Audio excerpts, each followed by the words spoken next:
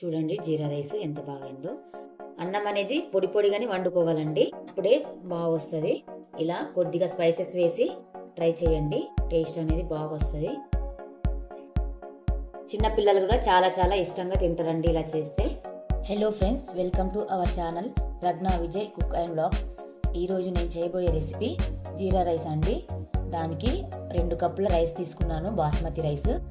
ముందుగానే ఉడకబెట్టుకున్నానండి, పొడి పొడిగా ఉడకబెట్టుకోవాలండి.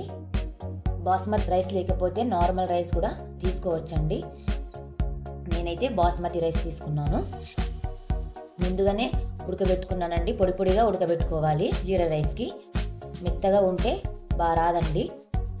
2 స్పూన్స్ జీలకర్ర తీసుకున్నాను, ఒక 2 బిర్యానీ ఆకులు తీసుకున్నాను, ఒక 2 ఇలాచీ తీసుకున్నాను, ఒక 4 లవంగాలు తీసుకున్నాను, 2 వక్కలు దాల్చిన చెక్క తీసుకున్నానండి, ఒక 5 పచ్చిమిర్చి తీసుకున్నాను, కొద్దిగా కరివేపాకు, కొద్దిగా పుదీనా. ఓకే అండి, ఈ స్పూన్తోనే 1 స్పూన్ ఆయిల్ వేసుకుంటున్నానండి. ముందుగా దాల్చిన చెక్క వేసుకోవాలి, లవంగాలు వేసుకోవాలి, యాలకులు వేసుకోవాలి, ఈ బిర్యానీ ఆకు కూడా వేసుకోవాలండి. ఓకే అండి, వేసుకున్నాక ఒకసారి మిక్స్ చేసుకోవాలి. ఓకే, ఈ పచ్చిమిర్చి కూడా వేసేసుకోవాలండి. ఇప్పుడు ఓన్లీ పచ్చిమిర్చి వేయడం.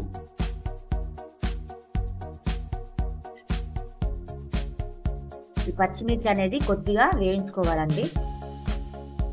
ఓకే అండి, పచ్చిమిర్చి అయితే వేగినాయి. ఇప్పుడు జీలకర్ర వేసుకోవాలి. జీలకర్ర ముందే వేసుకుంటే మాడిపోతుందని వేసుకోలేదండి, ఇప్పుడు జీలకర్ర వేసుకోవాలి.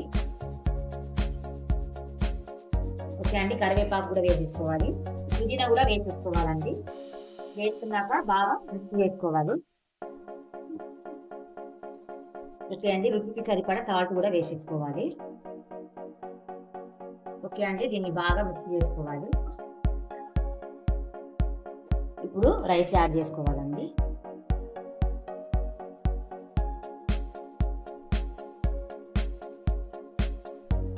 రైస్ వేసుకున్నాక ఈ తాలింపు అనేది బాగా మిక్స్ అయ్యేటట్టు కలుపుకోవాలండి.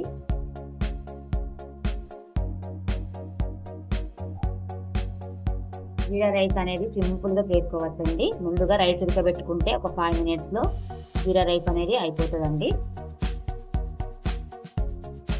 ఓకే అండి, దీన్ని ఇప్పుడు మొత్తం మిక్స్ అయ్యేటట్లు కలుపుకోవాలి రైస్ అంతా. ఓకే అండి, జీరా రైస్ మొత్తం ఇలా మిక్స్ చేసుకోవాలి. చూసారు కదా, మొత్తం ఇలా మిక్స్ చేసుకోవాలండి.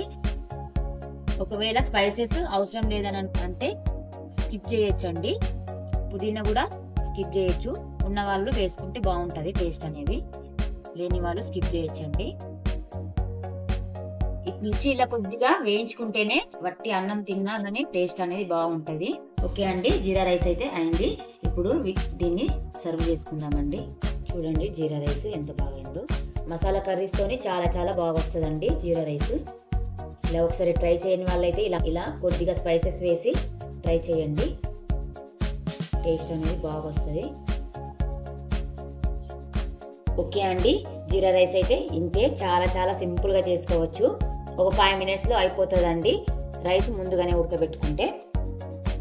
ఓకే ఫ్రెండ్స్, ఈ రెసిపీ కనుక మీకు నచ్చినట్లయితే లైక్ చేయండి, షేర్ చేయండి, సబ్స్క్రైబ్ చేసుకోండి.